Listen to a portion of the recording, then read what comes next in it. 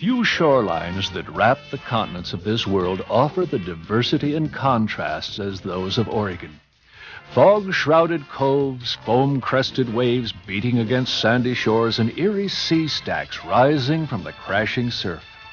These are some of the visions of wonder and excitement that make up the Oregon coast. For many travelers visiting this world of lush rainforests and barren dunes, the Oregon coast can be a place of serenity and introspection. The Pacific Ocean may lull the visitor into suspending everyday concerns and rejuvenate the spirit with its special magic. But when the greatest ocean in the world gathers its fury and rages at the land, it is the show of unleashed power that thrills and delights spectators.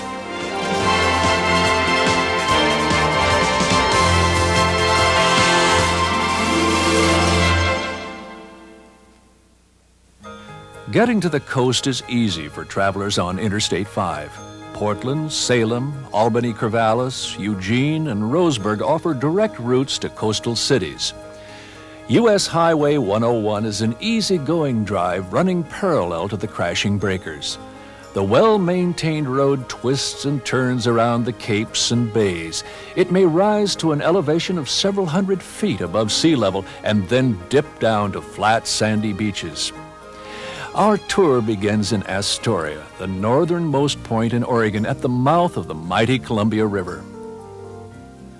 After the Columbia River bar was first crossed by Captain Robert Gray in May of 1792, a flurry of explorations began in the newly discovered territory. Captains Meriwether Lewis and William Clark led the first overland expedition to this unexplored frontier. The first permanent American settlement on the coast was established by the New York merchant John Jacob Astor in 1811. This fur trading post eventually blossomed into the seaport known today as Astoria. This city once rivaled San Francisco with opulent homes and imported culture. The first U.S. post office and customs house west of the Rockies was established here in Astoria.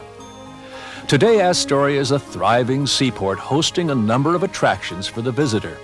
An auto tour of the city's scenic route will reveal many of the ornate homes which survived the ravages of fire that destroyed most of the city in 1922. One of the more interesting Victorian houses is the 1885 home of the first licensed bar pilot, Captain George Flavel. It is said that Captain Flavel's wife kept a light going atop the cupola while her husband guided ships across the treacherous Columbia River bar. Today, the home is a county museum open to the public. The scenic drive through Astoria eventually brings the traveler to the Astoria Column, which not only offers a commemorative mural of historic events of the region, but also a splendid view of the surrounding area. The 4-mile-long Astoria Bridge can be seen from this vantage point. This engineering marvel is the longest continuous truss suspension bridge in the world. Crossing the Columbia River at its mouth, it links the states of Oregon and Washington.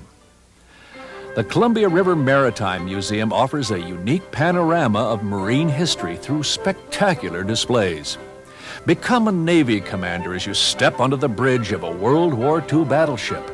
Peer through the actual periscope of a submarine and imagine yourself preparing to fire torpedoes at the enemy. Admission to the museum also entitles you to a tour aboard the decommissioned lightship Columbia, a floating lighthouse once stationed off the mouth of the Columbia River. Artifacts and interpretive displays offer a variety of interest for history buffs and the casual onlooker alike.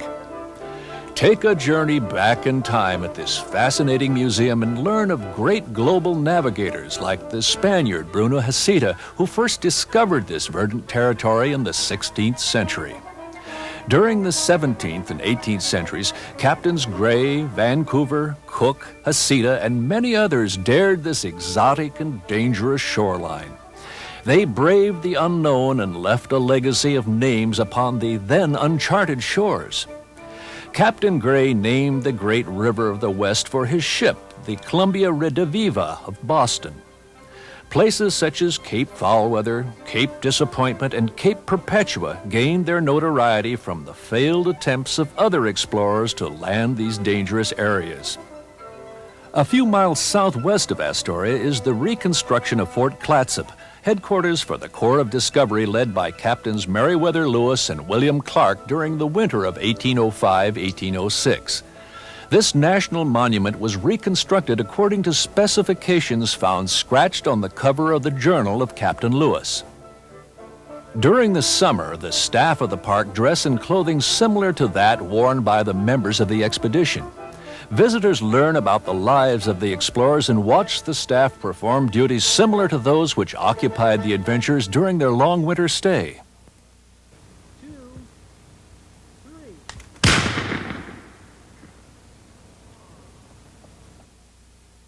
Another fort in the area which is well worth seeing is Fort Stevens. This decommissioned military installation served as a defense point for the busy Columbia River from the Civil War period until just after the Second World War. This is the largest state park in Oregon and is the only place in the continental United States to have been fired on by an enemy warship since the War of 1812. During World War II, a Japanese submarine surfaced and fired several rounds toward the installation, severely damaging a nearby sand dune. An interpretive center located in the park explains some of the functions and background of this historic base. Just north of Fort Stevens is another relic of the past, the wreck of the Peter Iredale. The Iredale, a merchant ship, was driven aground on Clatsop Beach by high winds in 1906. The remains of this vessel, now rusting in the wash of the Pacific Ocean, is the most readily visible of more than 200 shipwrecks that have occurred near the mouth of the Columbia River. This treacherous stretch of water has sometimes been referred to as the graveyard of the Pacific.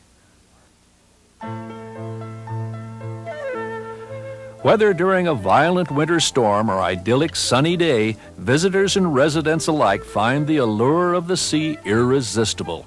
During the summer months and most weekends, coastal cities swell with the influx of visitors. Fine dining, tourist attractions, and spectacular scenery draw visitors from near and far.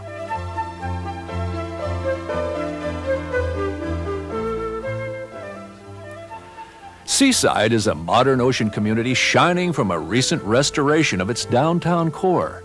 The remodeled area features many interesting stores, restaurants, and even an amusement center.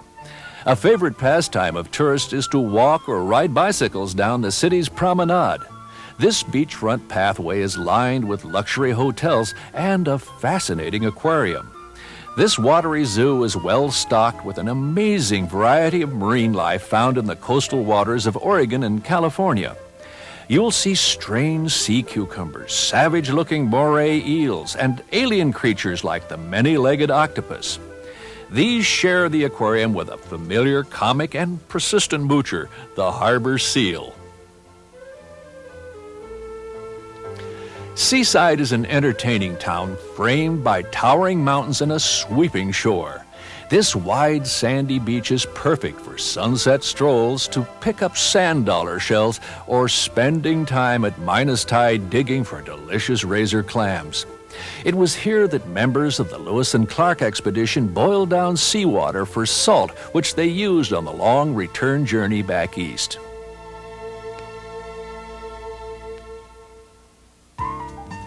For the artist or the nature lover, there is no place along the Oregon coast like Cannon Beach. Known as an artist colony, the profusion of galleries and art-related activities in this village attests to this claim. In the summer months, the village hosts a sandcastle building contest which attracts sand sculptors from around the world. And who wouldn't be inspired to creativity by the impressive bulk of Haystack Rock, the third largest monolith in the world?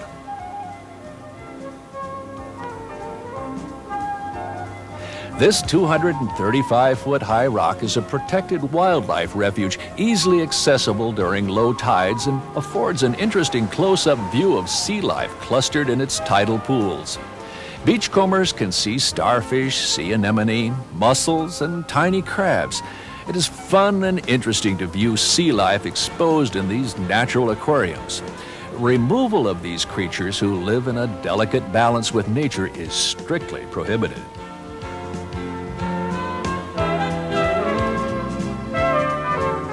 Tillamook Head juts out into the sea just north of Cannon Beach and carries on its steep slopes Ecola State Park. The park features numerous hiking trails that wind through a contrasting environment of temperate rainforest, barren cliffsides, and sandy beaches. As you walk around the imposing headland, you'll be following the paths trod by coastal natives and early pioneers. Indian Beach was named for the Native Americans who once lived here, surviving on the sea's bounty. Just offshore is the loneliest of the coastal lighthouses, Tillamook Rock Lighthouse. This now defunct station was only accessible to the early lighthouse keepers during relatively calm seas. During the violent winter storms familiar to the Northwest, huge waves sometimes hurled rocks that smashed through the windows of the lighthouse. Today, this tiny island station is a mausoleum and shrine. The Oregon coast features many fine state and county parks as well as numerous waysides along the busy highway. Resorts, cabanas, and condominiums offer lodging to weary travelers. Many of the parks feature campsites with complete RV hookups, showers, and other accommodations. Oswald West State Park is named for the far-sighted governor who preserved the Oregon coastline for public use. Thanks to his efforts, less than 10% of the nearly 400 miles of coast shoreline is privately owned. This delightful little park features a unique camping experience. Outdoor enthusiasts cannot drive into the park, so their supplies must be ferried into the campground on wheelbarrows supplied by the park. From this park, you can descend to Short Sands Bay, sometimes known as Pirates Cove or Smuggler's Cove. It is rumored that here the crew of a wrecked Spanish galleon buried their treasure on the slopes of nearby Neahkahnie Mountain. Nobody has ever found the Spanish treasure, but many have discovered the natural treasures that abound in the area. Sea caves, marine life, dense old-growth forests, and spouting horns are there, awaiting discovery by modern explorers. Until the 1930s, many of the coastal beaches served as highways for travelers. The wide beaches were easily traversed, but cliffs of solid basalt often blocked the way. Hug Point State Park was named for the cliff-hugging road early pioneers blasted into the sheer face.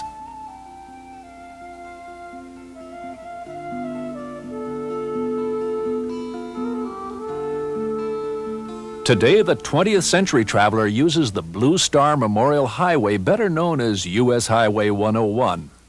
Along the way south, it passes small coastal towns like Manzanita, Nehalem, Garibaldi, and Rockaway. Each of these towns offers its own unique attraction to the coast visitor. Nehalem Winery offers tours and a fine selection of Oregon wines perfect for the picnic basket.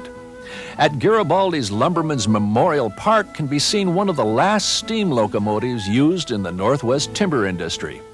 This historic locomotive has recently been refurbished. Currently, one of the cars houses a museum of logging and railroad artifacts. A railway depot at the park offers visitors a look at a turn-of-the-century depot complete with telegraph key and signal flags.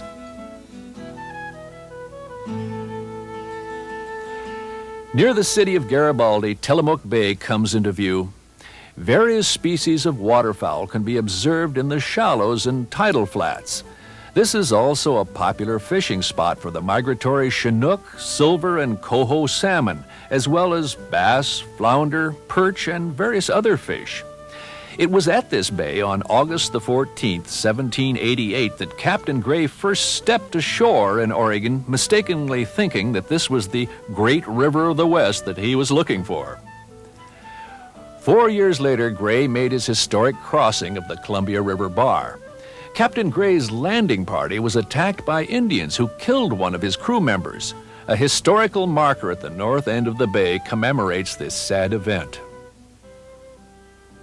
Today, Tillamook is better known as the cheese capital of the West Coast. A mild climate and rich pastures support thousands of dairy cows whose milk is destined to become one of the many delicious cheeses produced in the area. The Tillamook Creamery Association's cooperative cheese factory produces cheddar, American, and other fine cheeses. The cheese factory produces about 28 million pounds annually, making it the largest cheese producer in the West. The cooperative is a modern factory, but it still incorporates a handmade approach in its manufacturing process. Thousands of visitors tour the facility each year to view the cheese-making process and to sample a bit of this delicious product.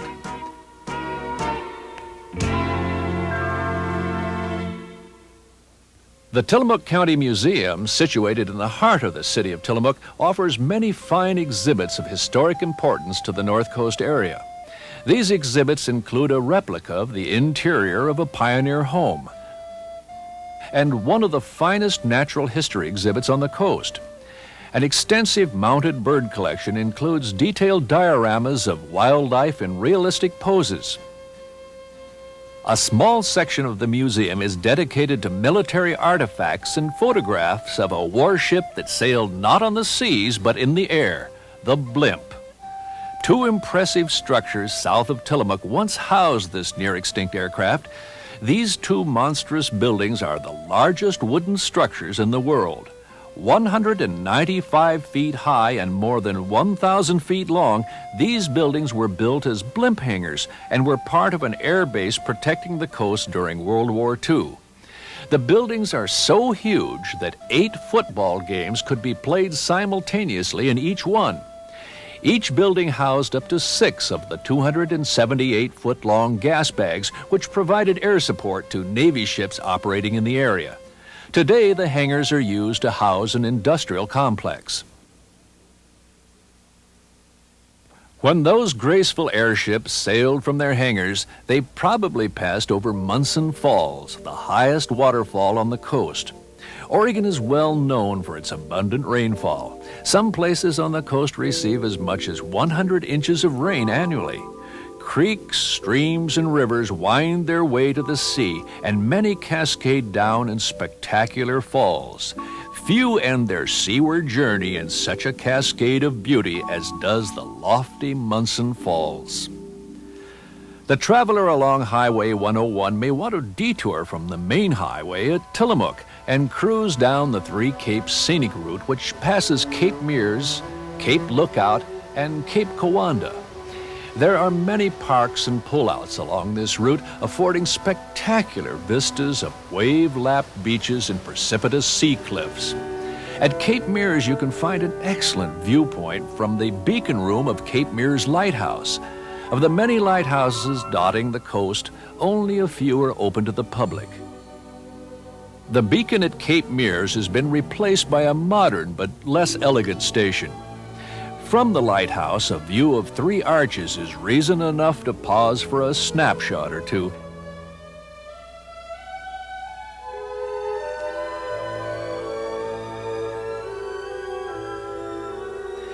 While you're at Cape Meares State Park, it would be well worth taking the short trail to view an oddity of nature featured in Ripley's Believe It or Not, the 7 trees in one octopus tree. This multi-limbed wonder is actually an ancient Sitka spruce. Strong winds blowing constantly from the sea have deformed this tree into this shape rather than its normal straight trunk form. Three Capes Loop winds around the rocky headlands and dips down to dune-wrapped beaches. Hikers and naturalists enjoy the extensive trails and variety of wildlife at Cape Lookout State Park. This popular 1,500-acre park is open year-round. The impressive bulk of the Cape looms to the south of the main parking area. A hike to the end of Cape Lookout offers a sweeping view of the Oregon coast. A huge cave has been carved into the base of the cape by the greatest of all sculptors, the relentless sea. Oregon was a shallow sea ages ago when volcanoes and glaciers reshaped the continents. Sand collected in its bottom and became exposed when the sea receded. Today, sand dunes remain reminders of this prehistoric time. These exposed dunes now resound not with the roar of the surf, but of man-made machines. Thrill seekers on the coast often seek out some of the many dune buggy recreational areas. One of the most popular off-road locations is at Sand Lake. Enthusiasts come from all over to race across the blowing sands. Three-wheelers, sand rails, and other off-road vehicles provide an exhilarating activity for the bold fun seeker.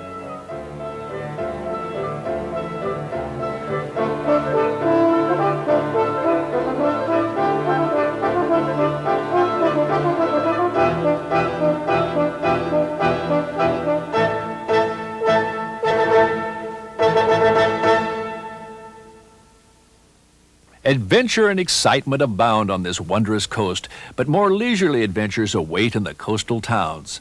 Gift shops, antique stores, and other interesting places are available for casual inspection. Lincoln City offers this and more. Devil's Lake in Lincoln City derives its name from an Indian legend of a Loch Ness-type monster they believed inhabited the lake. This 2.5-mile-long lake is connected to the Pacific Ocean by the shortest river in the world, the 440-foot Dee River. On almost any given day, a colorful aerial display of unique kites can be seen hovering about the mouth of the Dee River. These kites are sent up every day by the Catch the Wind Kite Shop located just across the highway. Tourists and residents of the city often come to this spot to fly their own homemade or purchased kites in the steady ocean breeze.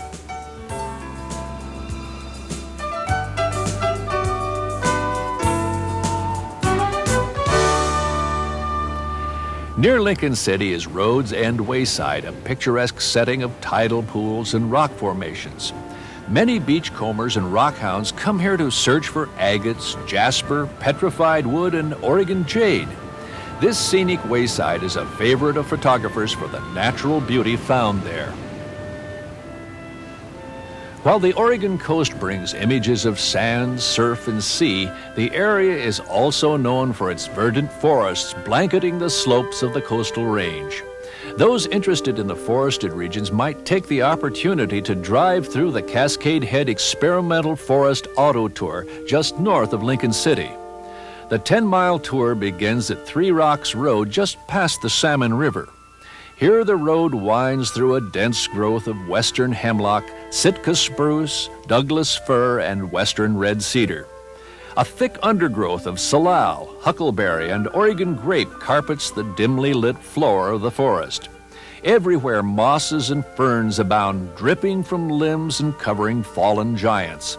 The Siuslaw National Forest has many pullouts along the route with informative signs explaining the many aspects of the coastal forests. The unparalleled beauty of the coast attracts a diversity of artists. There are many galleries showing off the works of local artists. Some coast artists have opened their studios to the public. Alder House 2 is a well-known studio presenting hand-blown glass. Well-marked signs on Highway 101 point the way to this, the oldest of the glass-blowing studios on the coast. Visitors have the opportunity to view the entire process of this fascinating craft. Ethereal beauty lies trapped for eternity in a glass prison. Elegant arches and graceful curves are produced from the molten glass at the hands of skilled artisans. Each piece is an original, unique in shape and diverse in texture. Nearby Mossy Creek Pottery also invites visitors to their facility for a glimpse of one of man's oldest crafts. Potters from around the Northwest display their wares in the Mossy Creek gift shop. The studio artists throw and fire clay works on a regular basis, giving visitors the chance to see this ancient art form in its various stages of creation. South of Lincoln City begins a stretch of coastline that has dozens of parks and roadside attractions to choose from. Picnicking, beachcombing, and just walking hand in hand along the beach are offerings at the lovely Fogarty Creek State Park. At Boiler Bay, spectators may see the boiler of a wrecked ship which washed ashore here. A must for nearly every visitor, whether it's their first trip to the Oregon coast or a return visit, is the village of Depot Bay, home of the world's smallest harbor. Daily charter fishing trips leave this tiny port to fish for salmon, halibut, bass, tuna, and numerous strange-looking bottom fish. Landlubbers will want to visit the many gift shops or perhaps grab a pound or two of the delicious saltwater taffy made daily at the many candy shops here. An aquarium well known for its playful seals begging for handouts is nestled among the unique shops of the town. Depot Bay is an excellent spot for whale watching. The migratory movements of the gray whale and other species often bring them quite close to shore during the spring and fall. Many of the charter boats along the coast offer whale watching excursions, but sometimes a good pair of binoculars or a sharp eye is all the curious onlooker needs to see these gentle giants. The Otter Crest Loop to the south of Depot Bay begins just past Whale Cove. At Whale Cove, the pounding surf has carved several caves in the sandy cliffs of the tiny bay. These caves are fun to explore, but changes in tides can and sometimes do strand unwary visitors. They should be aware of the power of the sea. Otter Crest Loop, which winds through forested headlands, offers spectacular views of rugged shoreline and vistas of Cape Foulweather, discovered in 1778 by Captain James Cook. This great English explorer had just discovered the Sandwich Islands, now known as the Hawaiian Islands. Cape Foulweather was aptly named by Cook as winds gusting to over 100 miles an hour have been recorded here. An observation point atop the sheer face of the cape overlooks the inn at Otter Crest and miles of scenic coast. From this lofty point, the broad expanse of the world's largest body of water presents a perfect place for a moment of reflection or a display of affection.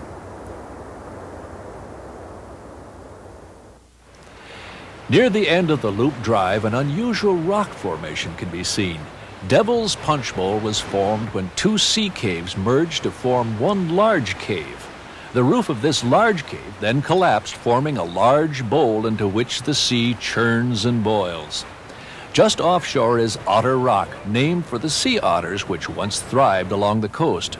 Today, few of these playful sea mammals are seen, victims of the fur trade which opened this unknown wilderness long ago.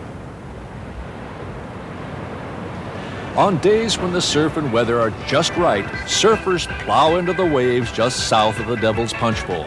Riding the crest of a wave or just waiting for the perfect curl, these surfers wear wetsuits to protect themselves from the chill waters of the Japanese current seeping down from the cold northern Pacific Ocean.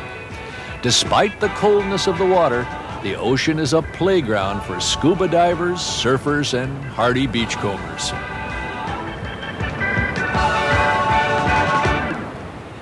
Newport is the fourth largest city on the coast and is situated around Yaquina Bay. Oregon State University bases its marine research station there in the Mark O. Hatfield Marine Science Center. This facility on the south side of the bay has a number of displays on marine biology and geology. On the north side of the bay is another unique marine zoo, the Undersea Gardens. Here you descend 10 feet below the surface of the bay to view marine life face to face. Schools of silvery perch shimmer in an ever-changing pattern. Stingrays, sharks, and wolf eels looking like creatures from another planet float by amazed onlookers in this inside-out aquarium. Included in the viewing area of the aquarium is a touch and feel tank. Children can safely get a hands-on experience of life found beneath the waves. A drive down the Old Town area takes you past canneries where Dungeness crab, shrimp, and other seafoods are processed.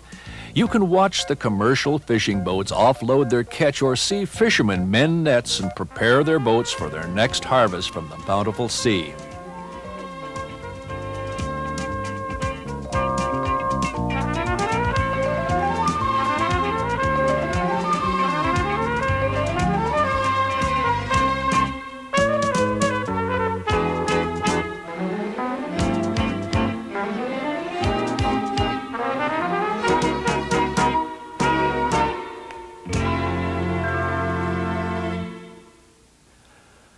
Seal Rock is another of the many monolithic rock formations found along the coast.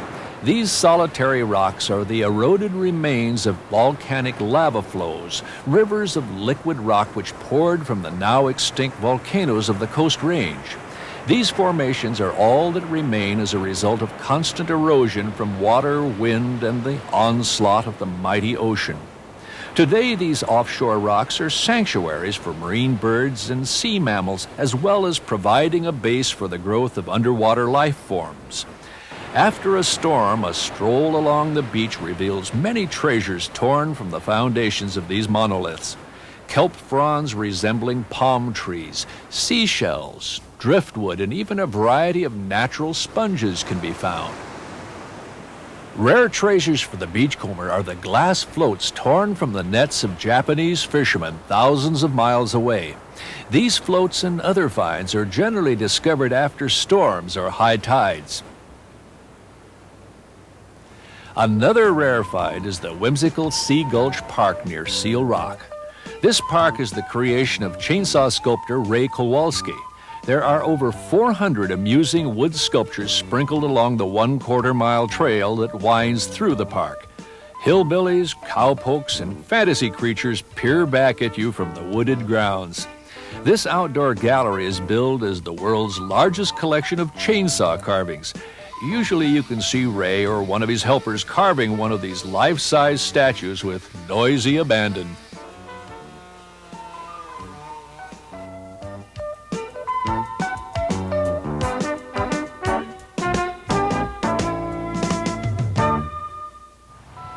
Every visit to the coast offers a variety of pastimes.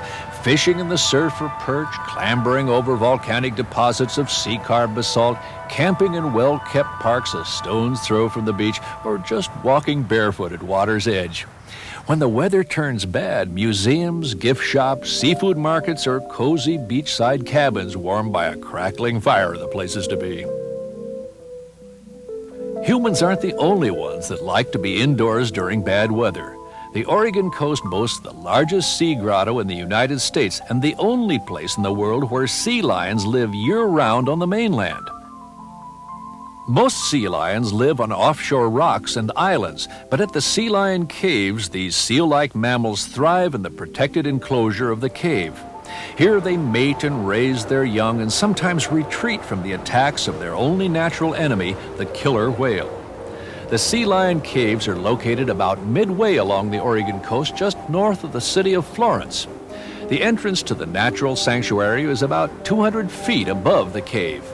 A modern elevator delivers tourists to the viewing area of the cave, which features displays of the various types of sea lions that live there. The mummified remains of a sea lion gives testament to centuries of use by the sea mammals. Multicolored lichens and mosses cover the stratified walls that reach a height of 125 feet above the 2-acre floor of this large sea cave.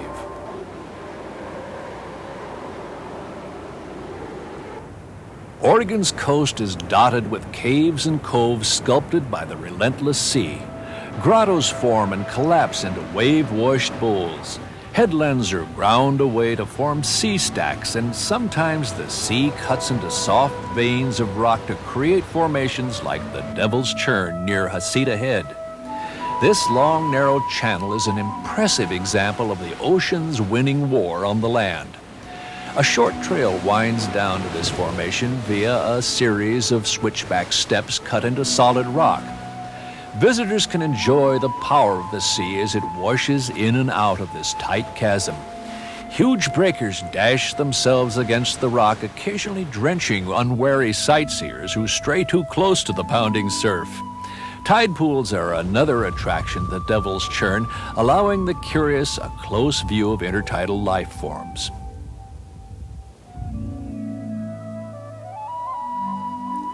Many species of plants can be found only here and nowhere else in the world. The Darlingtonia wayside, just south of the Sea Lion's Cave, offers a look at a weird carnivorous plant called the cobra lily, pitcher plant, or Darlingtonia. These strange-looking plants growing in marshy terrain lure insects with a strong scent, then traps them on their sticky inner walls. Before the white man came to the Northwest, another culture lived and thrived here, the Native American. Just 4 miles north of Florence is the Indian Village roadside attraction. This small park has several reconstructions of Native American dwellings. Not only are the dwellings of Northwest Indians represented, but also the houses of different tribes found in the United States. A short trail winds through dense coastal growth, revealing a different structure around every bend. Teepees, hogans, and earthen lodges have been built, allowing the visitor to enter and experience how the earliest inhabitants of this country once lived. Today's residents of the coast are proud of their cities. On any given weekend during the summer months, a festival or special event takes place somewhere. Yachats hosts a kite festival and contest which features kites of nearly every shape, size, and description. Young and old throng to the village to send their colorful kites aloft to soar in the steady breeze.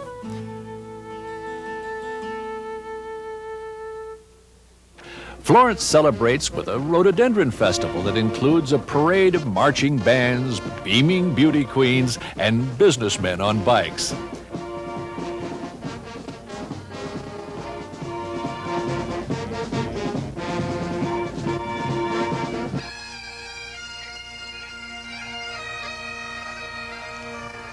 The namesake of this festival is a beautiful flowering shrub found everywhere, including the nearby Jesse M. Honeyman State Park.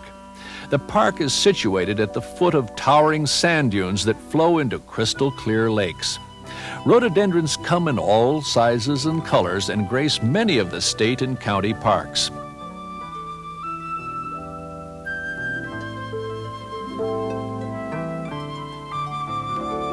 The beauty of Oregon's parks and beaches is just one part of the natural attraction of the area. Early settlers and explorers came to this land drawn by the wealth of resources found here.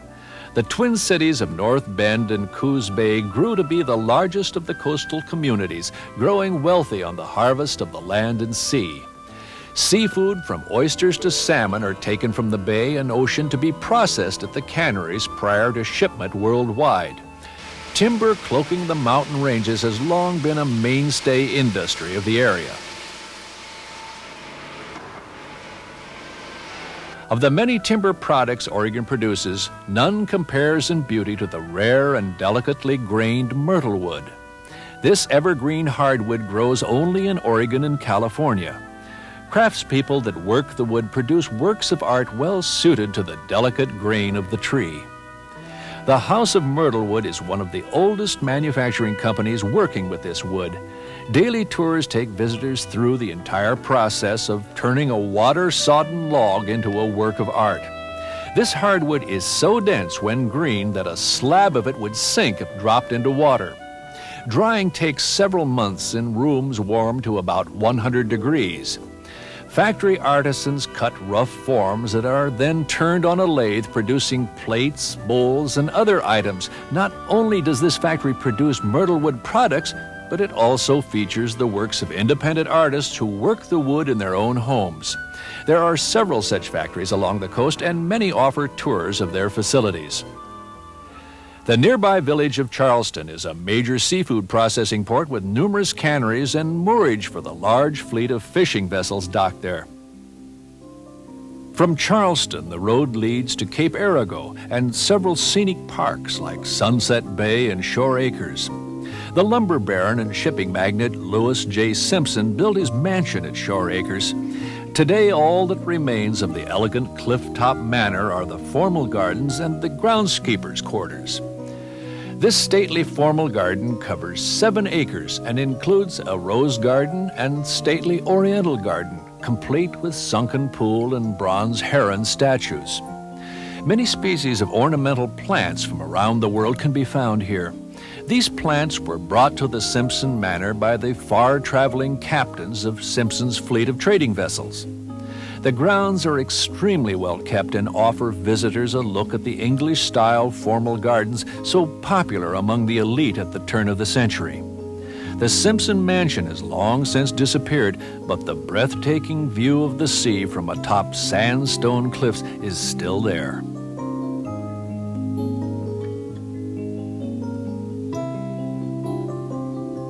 The southern coast of Oregon is less populated than the northern shore.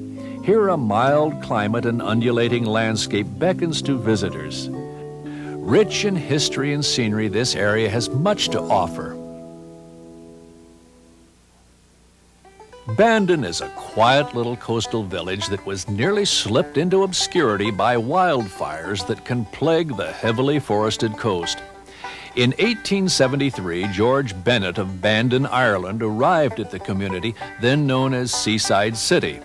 To remember his homeland, the Irishman brought some cuttings of an ornamental shrub called Irish gorse. This thorny bush, which produces a brilliant yellow floral spray, took readily to the sandy coastal soil and spread rapidly.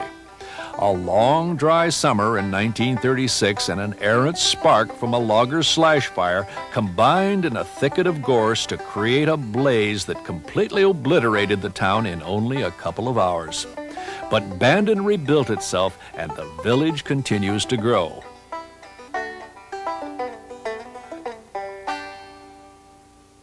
A tour of the Coquille River and Bay is now available aboard the sternwheeler Bold Duck. Enjoy a step back into the past aboard this replica of the riverboats which once served communities along the coastal rivers of Oregon.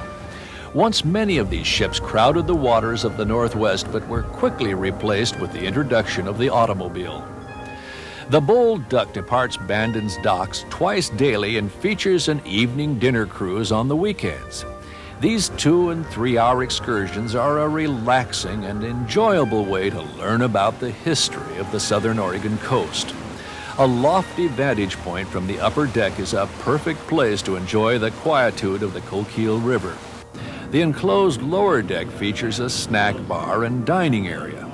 Protected from the elements, you can enjoy the vistas of farmland and historic sites as you sip coffee in a comfortable booth.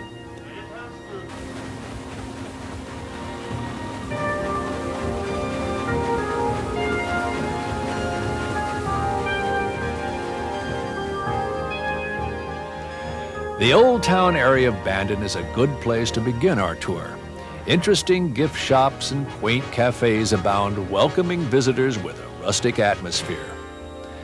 At a beachside location where prospectors once mined the black sand beaches for gold, a new type of mining goes on. Here, the steady ocean breeze is mined for the electrical power it can generate. This is the Whiskey Run Wind Turbine Project, an alternative energy source for today and the future. It is easy for Bandonites to keep a face turned toward the future. They have a special reminder. A somber face peers upward at the eternal stars while tendrils of sea foam become strands of hair floating above the submerged shoulders. This eerie rock formation, surrounded by an otherworldly garden of sea stacks, is called Face Rock. From Bandon southward, these sea stacks become a frequent sight along the rugged coast.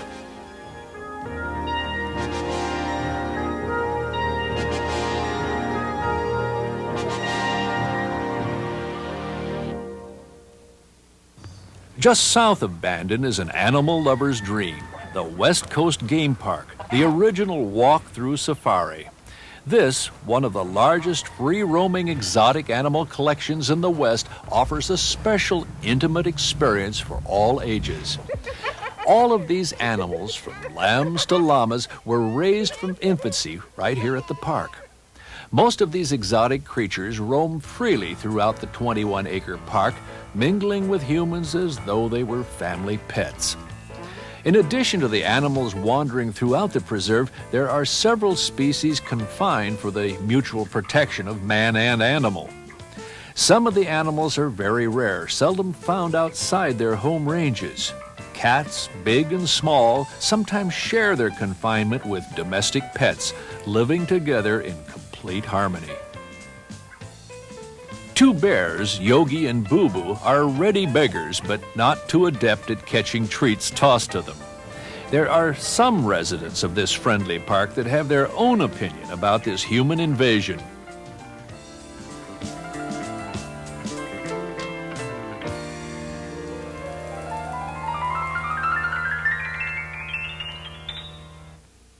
The Oregon coast is an adventure awaiting everyone. The coastline bends and twists, folded between precipitous headlands and constantly changing beaches. Little surprises like plunging waterfalls and agate-strewn beaches await the coastal visitor. Sometimes around that bend in the road or just over the next hill, something completely different raises its head to astound you.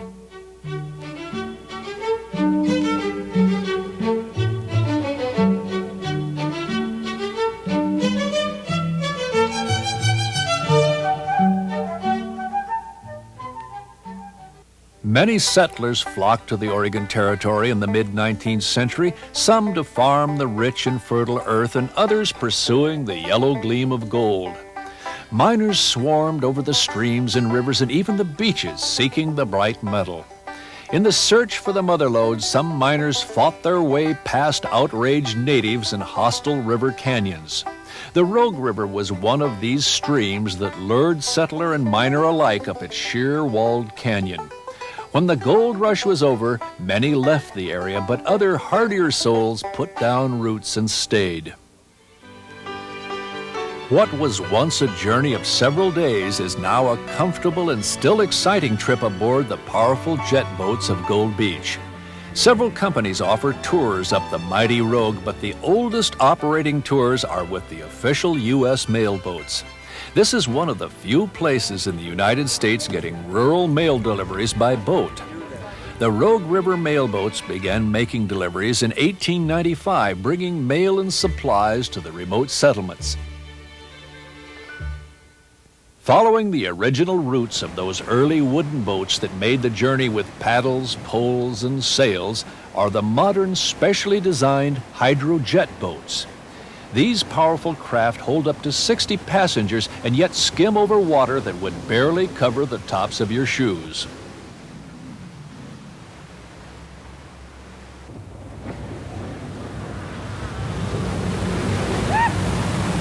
Lacking the perils of the early river rides, these cruises are often leisurely events allowing passengers close observation of wild creatures in their native habitat.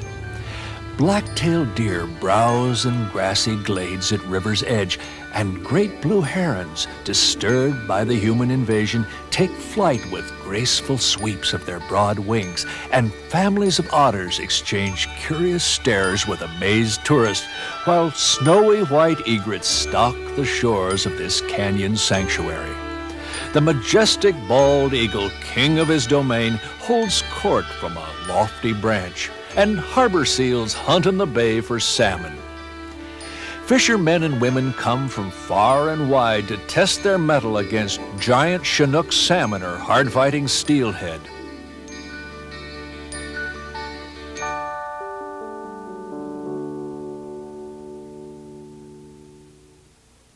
The deceptive Rogue flows slowly during the first part of the journey upriver, but in the upper regions, boats bounce and splash across the roaring rapids.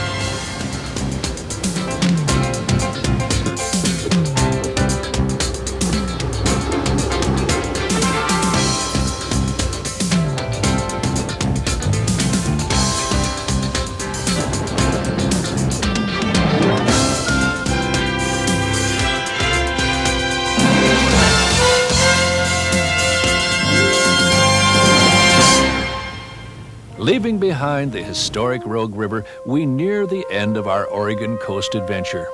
Gold Beach, located at the mouth of the Rogue, offers numerous facilities for tourists, including the Curry County Museum, loaded with artifacts from the area's exciting past.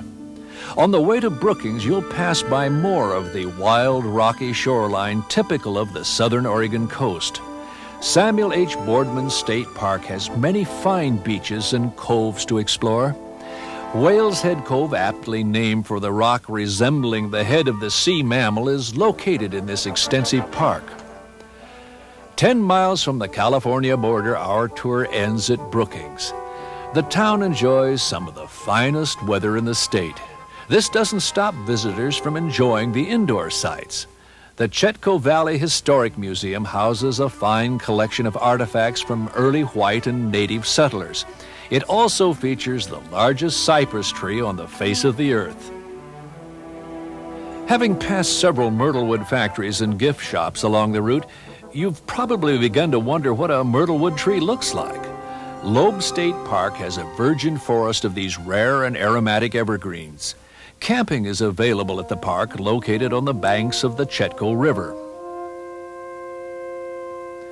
Through the many fine parks, recreation areas, and fine people of the coast, visitors can always find warm hospitality awaiting them.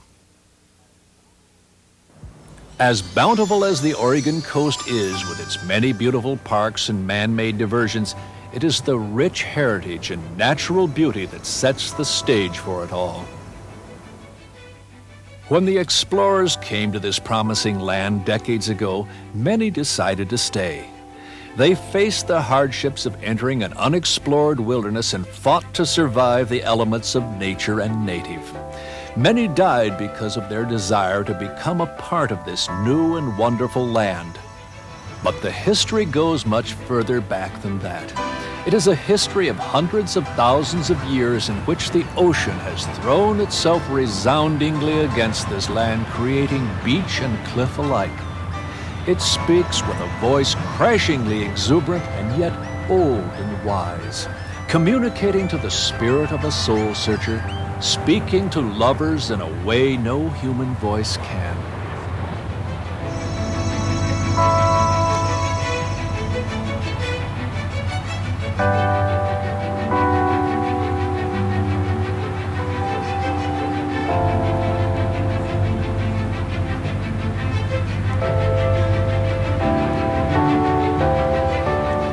From winter storm to summer sunset, from the cry of gulls to the scent of the sea, it is here that the adventure awaits.